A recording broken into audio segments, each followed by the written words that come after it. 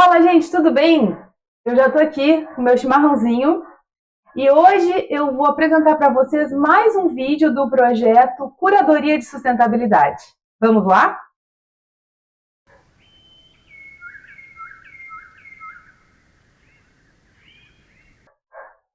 Então, gente, hoje o nosso tema é um tema bastante curioso assim dentro da área da educação ambiental, porque a gente vai falar de pesquisa. Como se faz pesquisa em educação ambiental?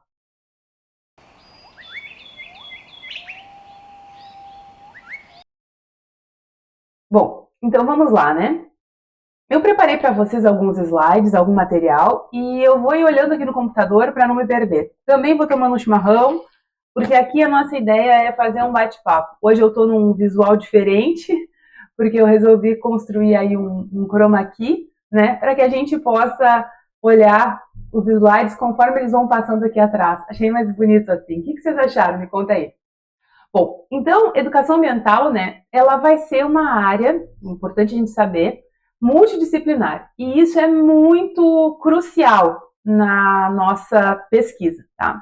Porque a gente vai ter aqui o envolvimento dos campos ecológicos, sim, das ciências biológicas, mas também a gente vai ter esse envolvimento das ciências humanas e de outras áreas, né? Até mesmo da antropologia e da psicologia. Então, antes da gente seguir adiante, é preciso a gente entender que a educação ambiental ela vai beber de várias fontes. Bom, e nesse contexto, né, a educação ambiental sendo uma área multidisciplinar, a gente vai começar conversando sobre como que funciona essa pesquisa na área, tá? Então, olha só, eu trouxe aqui um slide que eu tô na frente, deixa eu ir para cá. Primeiro passo, como em qualquer área, definir o problema. Eu estou muitas vezes diante de uma situação no meu bairro, na minha escola, na minha cidade, que me incomoda, né? Que me traz uma angústia.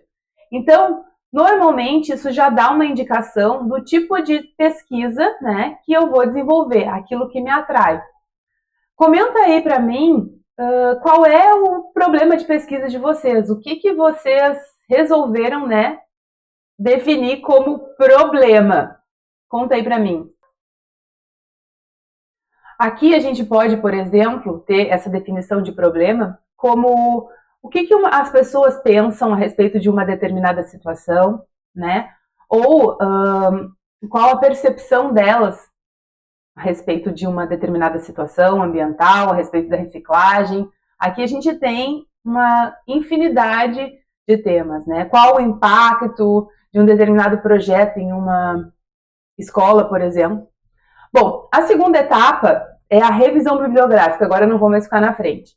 O que é a revisão bibliográfica, né, pessoal? É essa nossa necessidade de sempre confirmar o que a gente está dizendo com base no que outros pesquisadores já fizeram.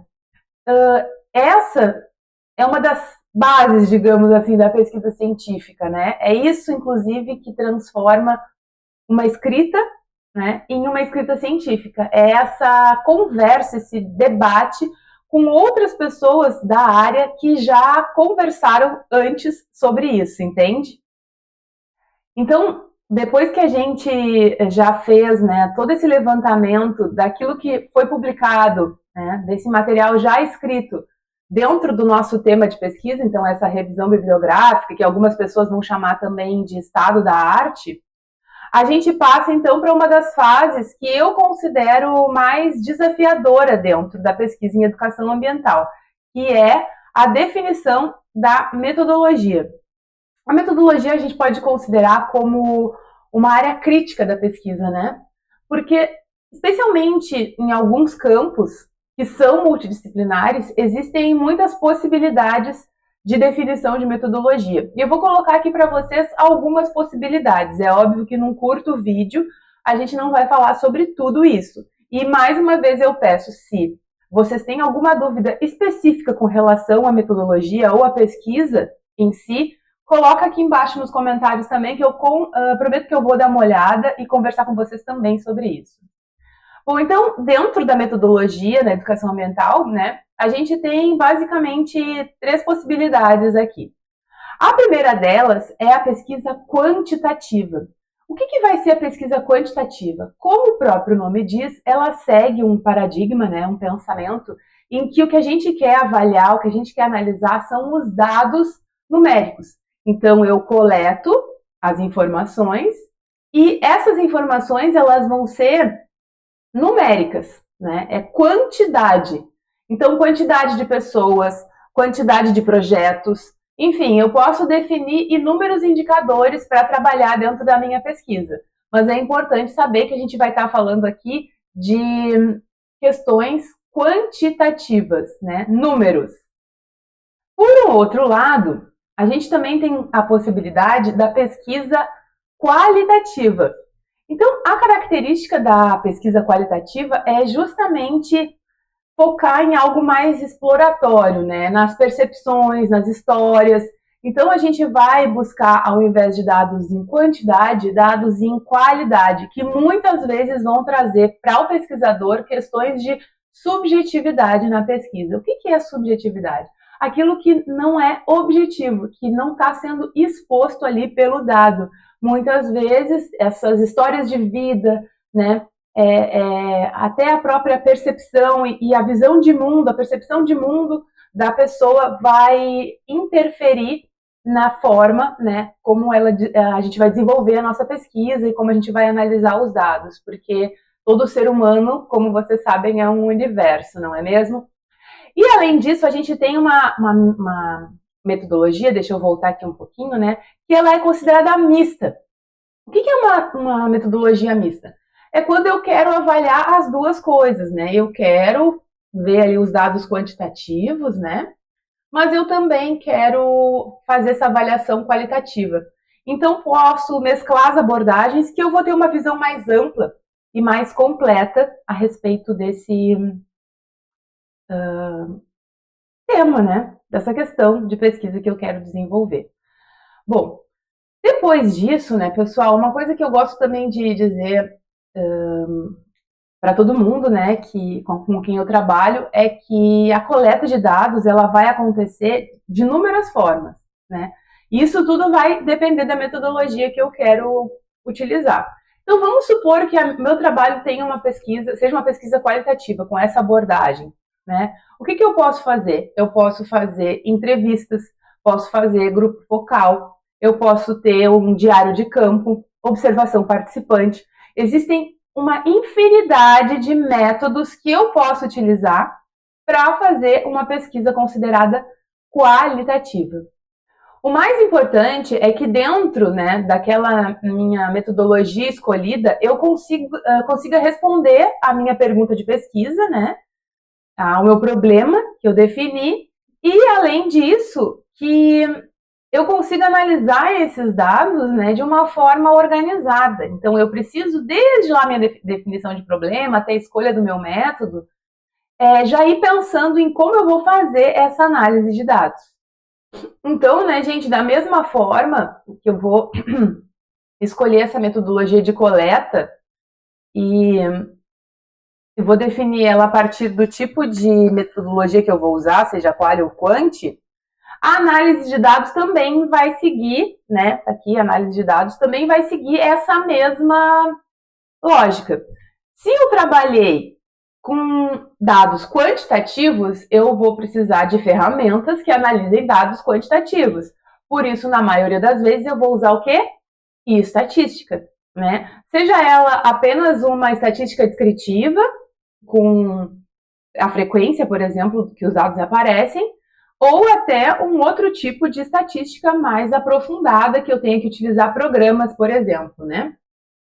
Por outro lado, se eu vou fazer uma pesquisa que é qualitativa, eu não vou usar essa estatística, né?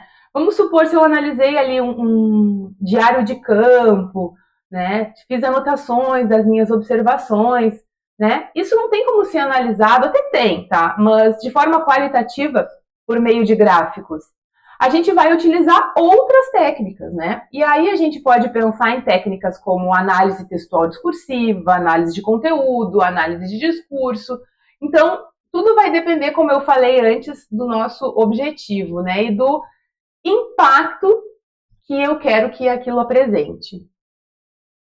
Bom, então, finalmente, né, depois que a gente analisou esses dados, a gente está pronto para a escrita do relatório. Então, o que é o relatório? O relatório vai ser a descrição, dentro de termos científicos, né, de uma forma como eu vou apresentar esses dados, uma forma de apresentar os dados. Só um minutinho. Meu antivírus. Uma forma de apresentar os dados para a comunidade científica. Então, esse relatório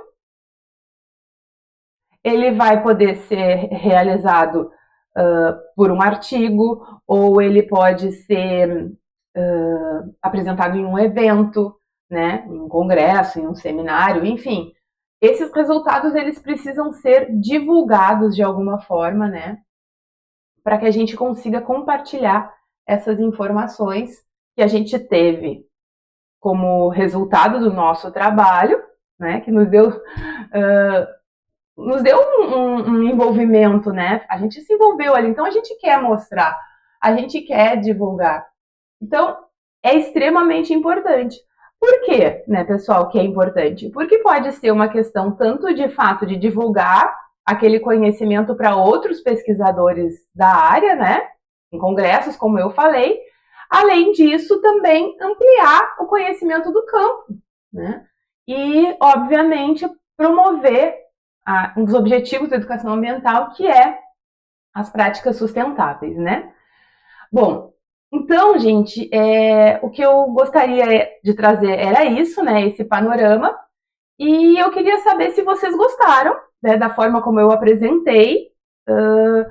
Se vocês têm alguma dúvida, podem colocar aqui embaixo também nos comentários, né? A gente está começando esse projeto Curadoria de Sustentabilidade.